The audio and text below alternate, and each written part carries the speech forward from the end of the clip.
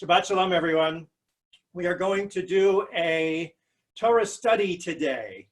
The goal of our Torah study is not so much to figure out the answers, but to explore and get deeper insight into our world as it seems to be happening around us. So I'm going to be sharing my screen, and the subject I want us to explore today is a phenomenon that's happening within the Jewish people now, something that is perplexing and concerning for all of us. I'm referring specifically to the phenomenon of our, can everyone see that? Our ultra-Orthodox brothers and sisters who seem to be refusing to follow health guidelines and who are congregating publicly and also refusing in many instances to wear masks, even though it is mandatory. So here is something from last month, or actually the month before last month. No, we're still in August. So last month, that happened in Israel. Haredi protesters in Jerusalem scrap with cops over mask enforcement. So what I'm going to do is I'm going to go through this, but the question I want us to consider is, why do you think this is happening? Why are this Jewish segment of the Jewish community, which is theoretically so much more in touch with Jewish text and tradition, going against Pikuach Nefesh, right? And please make your comments in the comment section. Deb is going to help as we go through. I'm going to just keep teaching texts here, but please make your comments and questions, and Deb will read them as they arise, and we'll be able to discuss them as I go through. Deal? Deal. Okay. So I'm not going to spend time reading this article. I just sort of published this article here. But you see that there's these terrible struggles going on with the police in Israel. And we see a similar phenomenon in this country too, in places like Brooklyn, where you see Haredim gathering in large numbers, despite the obvious health risk. So a question I really want you to theorize is, what's going on? Why? You know, what's really happening? Considering, in fact, what I'm going to do now is I'm going to actually take us on a little tour of specific halachic texts that address the issue of why it is halachically forbidden to go against something that can harm other people. That is a clear directive. And basically the text I'm going to show, you know, you can see they're not about wearing a mask, they're not about, you know, social distancing, but we can see very clearly how the direct link exists in our tradition.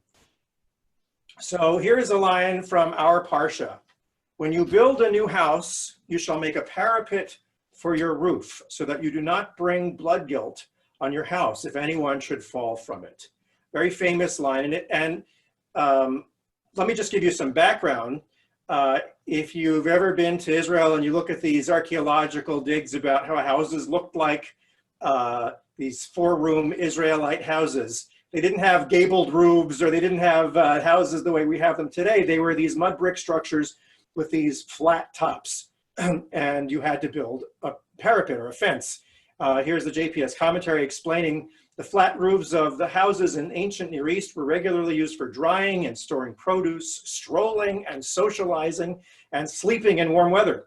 Hence, people were in constant danger of falling off unless a protective barrier was there. Talmudic law sees it as an example of an obligation to block or remove anything on one's property that is capable of causing death, such as a pit, a faulty ladder, or a vicious dog. So can we see how there is a conceptual link between this command, which is about a fence on a roof, and wearing a mask and social distancing? Can you start to make that link? In Jewish law, there is something known as the Av and the Toldot. The Hebrew word Av means father, and Toldot means the successive generations. So this law from Deuteronomy is considered an Av. It's the patriarchal, the father law, and then it's up to the rabbis through every generation to do the Toldot, to reapply the concept behind this to every changing situation. We see this in legal systems around the world, of course, and that's what we do with the Constitution in many ways. And here is Sforno, one of the commentators, talking about this law about putting a fence on your roof. If it were to happen that someone falls off that roof, you could not have been the indirect cause, seeing that you had put up a protective railing. Had you not done so, your family might bear part of the guilt for such a mishap. Okay, so anyone see the direct link? What's the link? The link is, of course, you put a fence to protect people from falling and hurting themselves. The fence, the parapet on the roof is like the mask on your face, right? Because then the idea is that there is a harm that unless you wear it, you are then partially responsible for any harm that might overcome somebody else. So this is the Av. And here I am now as a modern rabbi applying a toldah, applying an interpretation which would say that this is how you apply this today. Now, we can see how, I want to take us through how the rabbis in past generations have applied this Av and Toldah to the Toldot, to these various things. So here's an example from the Shulchan Aruch, which is the 16th century compendium of Jewish law. They say exposed beverages were forbidden by the rabbis because they feared that snakes would have drunk from them and left behind venom. But now, when snakes are not found amongst us, it is permitted. So, of course, these are rabbis writing from a later generation, so they don't have poisonous snakes that drink from open drinks. But they recognize why it was forbidden. Another law, one needs to be careful from human sweat, since all human sweat is deadly poison except for sweat of the face. Okay, well, you know, they're trying to figure out, you know, health standards. They weren't correct, but they were doing their very best. And sweat is sweat. But what, of course, does this tell us? This is our ancient ancestors attempting to apply this to the idea of human health and literally to our bodies in much the same way that I would suggest that our tradition is making it very clear we have to apply it to our bodies and how our bodies impact each other. That it's possible for the body to emit a toxin of some kind. That's very clear right here in the Shulchan Aruch. And that you have to be very careful and you have to take precautions to prevent any kind of toxin from your body that could harm somebody else. Similarly, one must refrain from putting coins in one's mouth, lest it's covered with dried saliva of those afflicted with boils. He should not put the palm of his hand in his armpit, lest his hand touched a metzora, which is a leprous person or a harmful person. He should not put a loaf of bread under his armpit because of the sweat. There's that idea that sweat is poisonous. He should not put a cooked item or drinks under the bed, since an evil spirit rests on them. So I guess in those days, they still believe that monsters were under your bed. Okay, but let's go with it, right? You understand the concept here. He should not stick a knife in an etrog or a radish, lest one fall on its edge and die. So basically, if you have a knife sticking out of a place that's perilous and it slips and you could kill yourself. You see how they're expanding the idea to a basic common sense law that you can't do anything that could potentially endanger somebody and you have an obligation to protect other people. So that's this is Yosef Karo, who composed the words of the Shulchan Aruch. He was a Sephardi rabbi. And in the Shulchan Aruch, we also have the Haggah down here, which is the words of Moshe Isserles, who represents the Ashkenazi or European Jewish community. And he added to the list. And he said, similarly, he should be careful of all things that cause danger, because danger is stricter than transgressions, and one should be more careful with an uncertain danger than with an uncertain Isur. This is an incredibly important point, and I want us to really notice these lines. I even highlighted it here. Danger is stricter than transgressions. So you see what Moshe Isserles did? This is a 16th century Ashkenazi rabbi who said that even if something is forbidden, if there is a danger involved, that takes precedence. If anyone should say there's a danger, that's it. It's the whole idea, pikuach nefesh, docheat hakol, that is to save a life, pushes aside everything else. Clear as a bell to you and me, and apparently clear as a bell in halacha. So what on earth is going on here? Yeah, go ahead. Most of the comments have to do with who the Haredim listen to, who is their authority. And if the rabbis are not telling them to wear the mask, then they're not going to. So it's an issue of, I think it was, and Alan Elsner had another comment about their excessive focus on ritual compared to little discussion of ethics. Isn't that something? Fascinating. Yes, I think that that's absolutely correct. Well, keep the wheels turning in your heads. I'm going to keep doing this perusal of Jewish law that's clarion call, clear as a bell. Likewise, one has a positive duty to remove and guard oneself of any life-threatening obstacle. As it is said, beware and guard your soul. If one did not remove said obstacles, one has canceled a positive commandment and transgressed, do not bring blood guilt. Social distancing 101, right there in the Shulchan Aruch, right? You have to remove yourself from a place that could cause danger. Enough said, right? Here's something about prayer. This is a famous discussion in Brachot.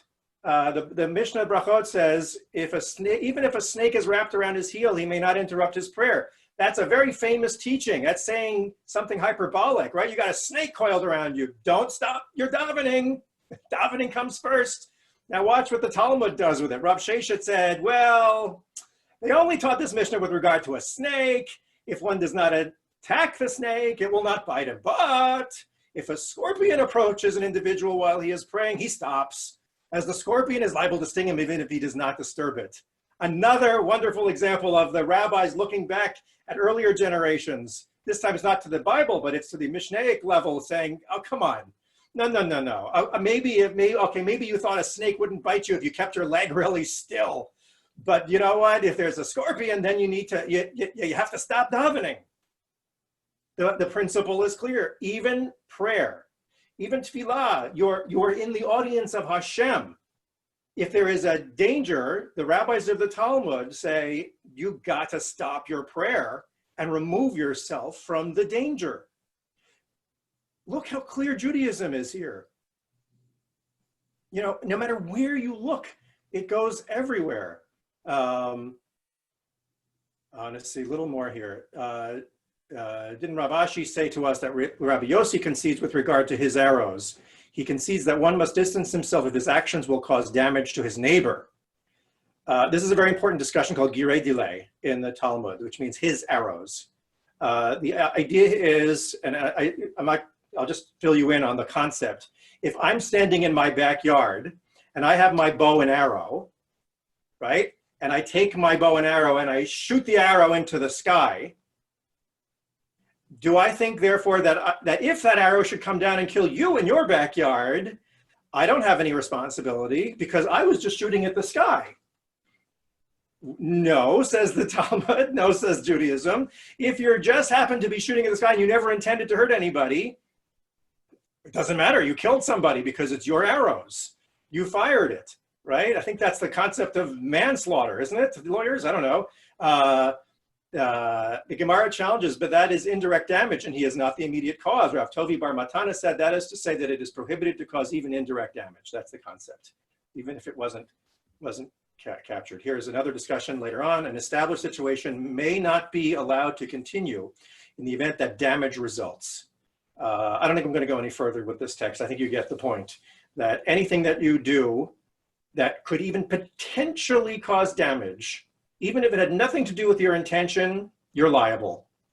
And Maimonides expounds on this further here, which I'm not going to spend time translating for you. Basically, he talks about the concept here of if you should build your factory, for example, and your factory is emitting toxic smoke, and you're busy doing your work, and the factory emits toxic smoke. Do you have any responsibility if the wind happens to blow the smoke over to the neighborhood where people are living and people get sick?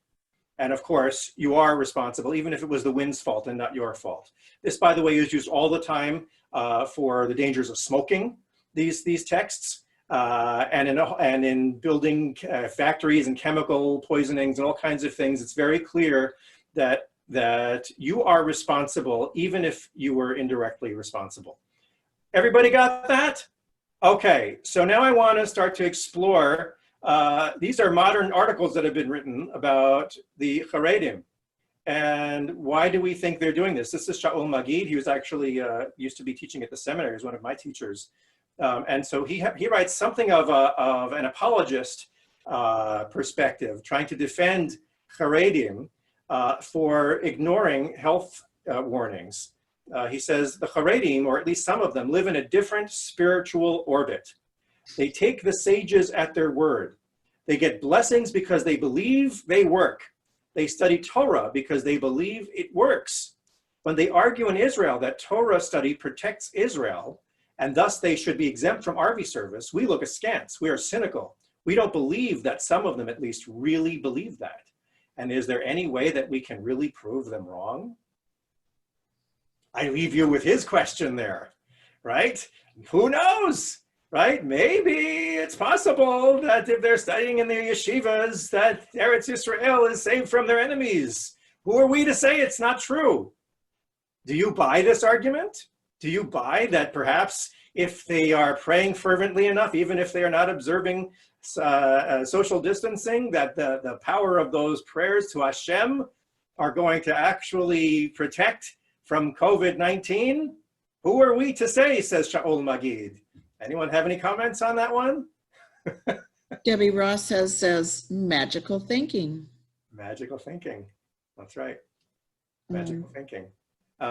We can say magical thinking, but one of the challenges that we have in the world that we live in today is that, and this is essentially Shaul Magid's argument, is that, you know, we are actually all guilty of magical thinking. Don't just, you know, it's patently obvious when you look at Haredim from our perspective. But there are all kinds of trusts that we put, and this is a challenging idea. There are all kinds of trusts that we put in our sources of authority, even though we don't have any direct proof that it works. We trust science to say things, even though we don't directly understand that it's true. Now, that's an argument one can make. Is it reductio ad absurdum? Maybe. But it's an interesting thing to give us pause. Personally, I don't buy it, but I certainly honor the fact that there is something that should be sobering there. There are 1,000,001 things that we are magically giving authority and power to, which we have no personal proof of. There are a couple of comments about comparing the Haredim with evangelicals here who maybe have a similar understanding of the relationship with God and with those who tell them how to live, as opposed to government. Yes, we certainly see that. We're certainly seeing that in this country. You can't deny it. In fact, it's actually remarkable, the parallels between fundamentalists of all religious traditions and those who are influenced by secular ways of looking at the world. And then Marilyn Wand, oops, where'd it go? It's fine that they think prayer protects them, but they have no right to put others at risk. Okay, yeah, so, you know, so I want us to, what I think is so fascinating here is the idea, and this is what I'm gonna look at some more text in a sec, but, you know, there are so many Jews today who look at Haredim and see them as the true Jews, as the most authentic kinds of Jews. I can't think of a more perfect example about why they're not any more authentically Jewish than you and I are. They are as flawed, at least as flawed as you and I are. On this particular issue, I would say the flaws are greater, but ultimately there is no one kind of Judaism that is somehow more valid or more real. And I think that that's an important issue, because even when you look at the rabbinic tradition, I would argue, is much more in consonance with how we're looking at things for this issue. If anybody anywhere can determine that there is a danger to health, you have a responsibility to remove that danger and yourself.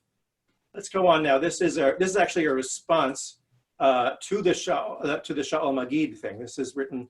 I found this online. Shamaria Rosenberg. And he argues differently. He says Haredi Judaism is a new creation, a theology formed as a reaction to modernity at the end of the 18th century. The core principle of Haredi Judaism is no compromise with or acceptance of anything or anyone who is deemed modern, even if halacha would otherwise allow it. There you go. So if halacha allows a practice not commonly followed by Haredi Jews in 1800 Eastern Europe, and modern Jews adopt that practice, the practice becomes forbidden to Haredim. Halacha shifts from being a living body of law for every Jew to a political demarcation of community borders that defines what out Moshe modern and keeps in Fischl Frumkeit. It's us versus them rather than we. That's quite an indictment. I believe, but I'm not sure that Shamaria Rosenberg is a recovering Haredi. So you can see his words in terms of that. But his point is certainly well taken. He is correct that Haredi Judaism is a reaction to modernity as much as conservative Judaism is a reaction to modernity. All of the Judaisms that we see in the world today are not since time immemorial. They are all modern creations of Jews, very intentional, very well planned. So just because something looks, because a group chooses to dress like it is 16th century Poland, doesn't mean that there is this seamless transition and that Jews have always thought this way. In fact, we see in Haredim this reaction here, and there is truth in this, that it is a rejection wholesale of anything that is post 17th century Poland, which would mean even if the pikuach nefesh goes out the window if the idea of danger is defined by something outside of 17th century Polish world mindsets. So quite an indictment, this statement, something that is sobering for us to consider about the reality. So where do we go from here? What do we do? So the final text I want to show you is, this was written by Eli Reiter, Understanding Why Some Hasidic Jews Resist Social Distancing Restrictions. This is the New York Daily News. Another important factor to understand is the unspoken bond between scientists and members of society. Citizens trust researchers to give them verifiable truth, and experts typically trust members of society to follow their advice. But when a community feels vilified by a group of thinkers, there is an erosion of trust, and they lose a sense of obligation to follow that group of experts. In a few recent instances, the wider city and nation have vilified Hasidim, or at least caricatured them, whether it's an ill-advised tweet by the mayor, or being blamed for the measles outbreak, or the success of Netflix's Unorthodox. There is a growing lack of fealty between the insular group and the outside world. When they feel misunderstood, or worse, pilloried, the bond between information holder and audience erodes, and there is no longer confidence in the covenant. Rousseau wrote that the sciences had caused the corruption of virtue and morality. Members of the scientific field have to work harder to tighten the bonds of that relationship. Very interesting point. No community member actually believes that scientists are evil. But for a self-sufficient people who find comfort in ritual and having a long problematic history with authorities in society, it is reasonable to ignore mainstream experts and embrace your religious ritual, however dangerous or illogical. Very interesting ideas that he put out here. The idea that even if there is an implicit trust of science that may exist for many in the Haredi community, now he's talking about the New York Haredi community, even if it has developed, even if it's not so much as a stark rejection as the previous author said, whatever there is this very clear disdain of Haredim by us. And I'm guilty of that too. You often see, I get very angry when I see Haredim doing things that I think are dangerous or immoral. And yeah, I'm guilty of that at times. And you know, what's being brought to light here is the more we disdain, the more we vilify, the worse the reaction will be, the more illogical people become. And I think in that is a very powerful indictment of the reality, not only amongst the Jewish people are always a microcosm of the world. What you see happening in Am Yisrael is always happening everywhere amongst all human beings. It's certainly happening in this country. The expression, basket of deplorables, remember that one? You saw what that created. That created an extraordinary empowering of those who disagreed with Hillary Clinton when she said that, and empowered the other side because they felt vilified, they felt condescended to, they felt that they were less than. And as soon as you call somebody less than, all reason, all acceptance of logic, and even science doesn't matter anymore. As soon as somebody perceives themselves to be the victim of something, that's the end. That's the end. So what's the solution? What indeed is the solution? You know, I personally believe that it's only until both sides are willing to acknowledge mutual vilification. It's only when both sides are willing to acknowledge how they've mistreated each other that there is hope of returning to logic, to decency, to reason, to common sense.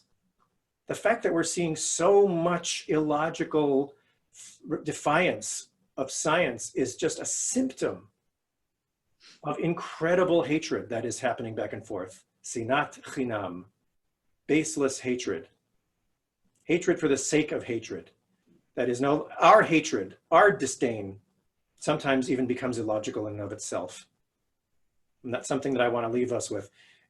If we can find a way to recognize the humanity of the other, is there a way for them to then feel that blessing that we are seeing them for who they really are? Is there a way for the other side to then return back to decency? I leave you with that question. Deb, any other comments to share before we close? Several things from Barbara Leiner. How to reach into their belief system when they have such fierce determination to insulate within themselves. And Gil, I also just want to, I think this is important that we shall have this on the website sometime on Monday. Sure. Because I know I'd like to be able to refer to it to try to understand it. Absolutely. Absolutely, we can have it. Yeah, that's a big question. You know, we can decide for ourselves that we're going to be loving and we're going to be great and we're not going to speak ill anymore. But it's up to both sides. You know what I think the answer is? The answer is real leadership. We need leadership that can inspire the whole people, all of the Jewish people, to return back to each other. That doesn't exist right now in the Jewish world. That doesn't mean we should give up. Lo tuchal lihitalem. You cannot ignore the imbalance. You cannot give up. Maybe the leadership has to come from us.